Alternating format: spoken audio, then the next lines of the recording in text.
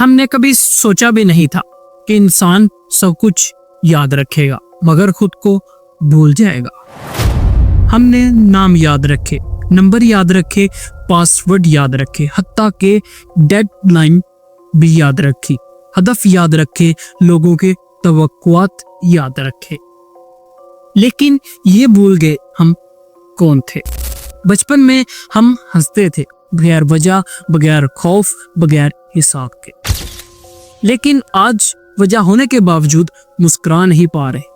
ہم نے خود کو کام میں گم کر دیا، لوگوں میں گم کر دیا، مقابلوں میں گم کر دیا، اور اسکرین کے اندر قید کر دیا۔ ہر دن ہم خود سے کہتے ہیں بس تھوڑا سا اور صبر کر لو، بس یہ مرحلہ گزر جائے، بس یہ کام مکمل ہو جائے، اور آہستہ آہستہ سے زندگی گزرتی چلی جاتی ہے اور ہم وہیں کے وہیں رہ جاتے ہیں۔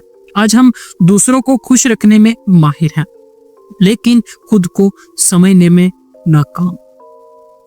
ہم جانتے ہیں لوگ کیا سوچیں گے، لیکن یہ نہیں جانتے ہم کیا محسوس کر رہے ہیں۔